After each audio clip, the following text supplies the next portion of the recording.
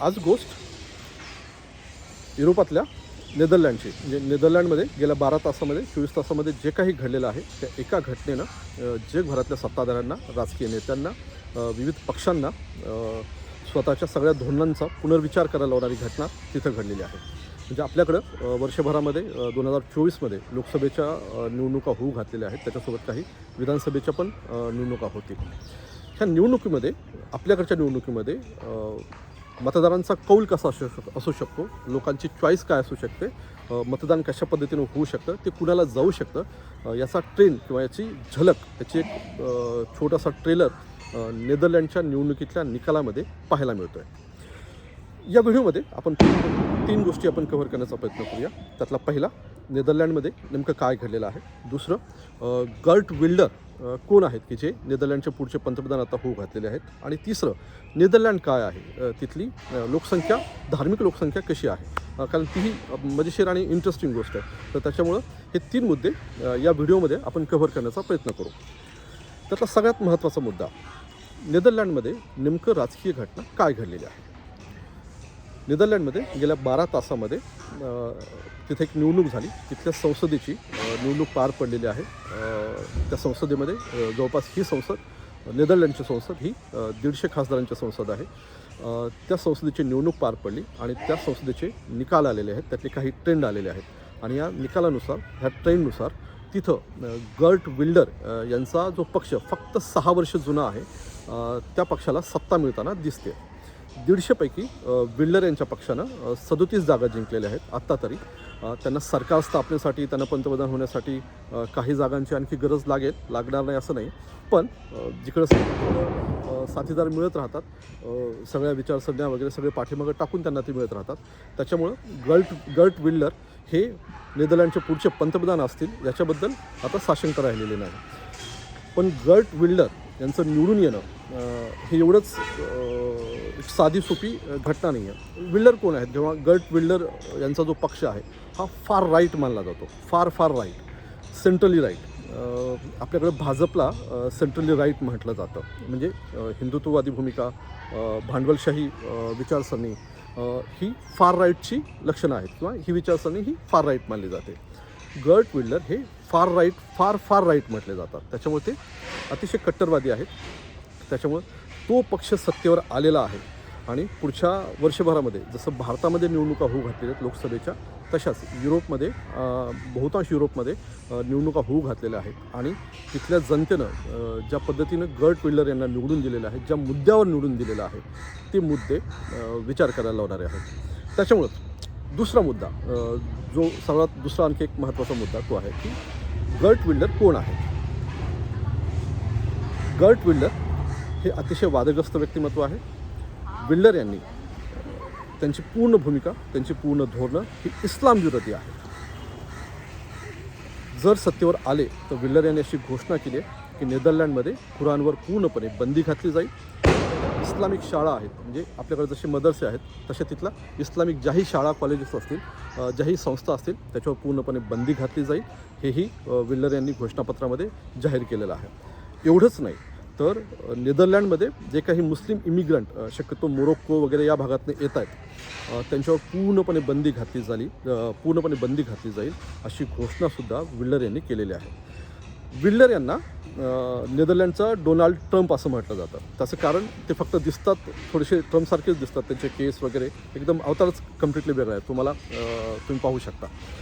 त्याच्यामुळं विल्डर यांची जो भूमिका राहिलेली आहे, त्यांचं जे धोरण राहिलेलं आहे, ते पूर्णपणे अँटी इस्लामिक, अँटी मुस्लिम आणि प्रो डच फर्स्ट हीच त्यांची घोषणा होती. त्याच्यामुळं विल्डर यांचं सत्तेवर येणं त्या दृष्टीनं एक मोठी घटना मानली जाते.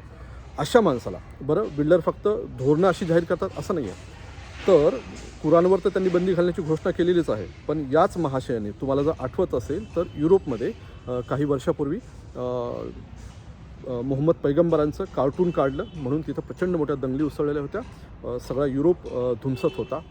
तर त्याच्यात बऱ्याच जणांचा जीवही गेला, हत्या झाल्या आणि त्याच्यातनं युरोप हा पूर्णपणे ध्रुवीकरणाखाली गेलेला होता. विल्डर हे ते महाशय आहेत ज्यांनी मोहम्मद पैगंबरांचं कार्टून काढण्याची स्पर्धा आयोजित केलेली होती. ही स्पर्धा झाली नाही का, त्याला तर प्रचंड विरोध झाला, जगभरातनं त्याला विरोध झाला, त्यांनी ते काढलं. पण त्यांनी अशा स्पर्धेचं आयोजन केलेलं होतं हे तुम्ही लक्षात घेण्यासारखं आहे. त्याच्यामुळेच जो माणूस कुराणावर बंदी घालू शकतो, जो मोहम्मद पैगंबरांचं कार्टून काढण्याची स्पर्धा भरवू शकतो, त्या माणसाला डच जनतेनं, नेदरलँडच्या जनतेनं पंतप्रधान करायचं ठरवलेलं आहे, तसा कौल दिलेला आहे, तसा निकाल दिलेला आहे. हा झाला, हे झाले 2 पार्ट. तिसरा मुद्दा, नेदरलँडमध्ये नेमकं कुठलं पॉप्युलेशन कसं आहे की ज्याच्यामुळं गर्ट हे पंतप्रधान होताना दिसत आहेत. तुम्हाला आश्चर्य असं वाटेल की नेदरलँडचं जे एकूण पॉप्युलेशन आहे त्याच्यामध्ये मला वाटतं 30 ते 32% ख्रिश्चन आहेत. म्हणजे त्याच्यातही प्रोटेस्टंट आणि कॅथॉलिक हे दोन्ही शाखा त्याच्यात येतात, पण 30 ते 32% त्याच्यात ख्रिश्चन आहेत.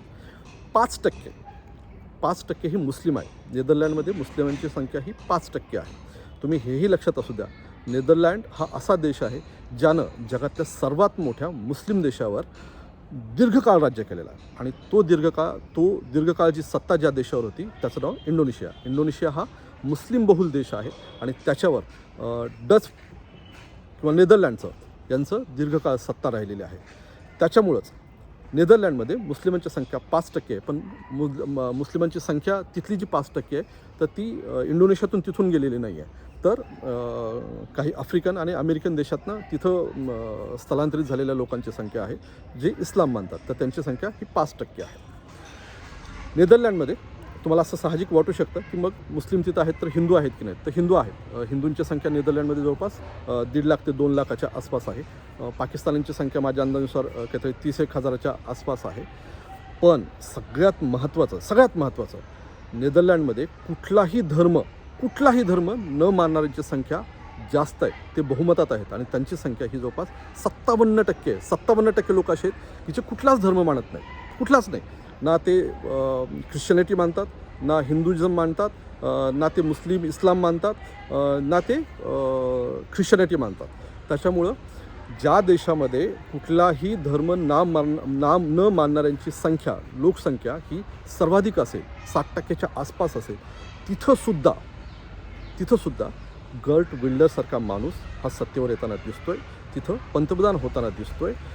जो माणूस अँटी इस्लामिक आहे, कुराणवर बंदी घालण्याची ज्यानं घोषणा केलेली आहे, ज्यानं इस्लामिक स्कूल, मदरसे, शाळा बंद करण्याची घोषणा केलेली आहे, असा माणूस तिथं सत्तेवर येताना दिसतोय.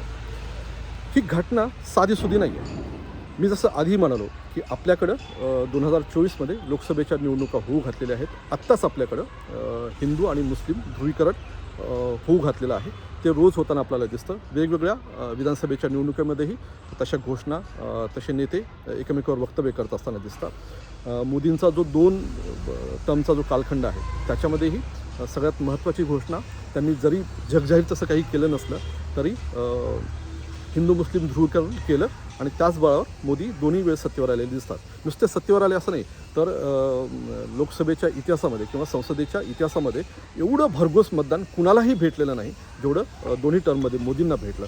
त्याच्यामुळं येणाऱ्या निवडणुकीमध्ये सुद्धा मोदींना किती मतं मिळू शकतात, त्याचा ट्रेंड काय होऊ शकतो, त्याचा ट्रेंड काय असू शकतो, हे तुम्ही थोडंसं नेदरलँडचं उदाहरण पाहिलं तर तुम्हाला याचा अंदाज येऊ शकतो. आणि नेदरलँडच्या या सगळ्या घटनेचा विचार एकदा काँग्रेस आणि इंडिया आघाडीनं सुद्धा करणं गरजेचं आहे. कारण त्यांना जर एखादं धोरण ठरवायचं असेल तर तिथल्या निकालांचा ट्रेंड अभ्यासला तर त्यांच्या ते फायद्याचं होऊ शकतं. पण तुम्ही गर्ट विल्डर हे नाव लक्षात असू द्या, कारण हे एक नाव आहे जे दीर्घकाळ राजकीय इतिहासामध्ये नोंदवलं जाईल.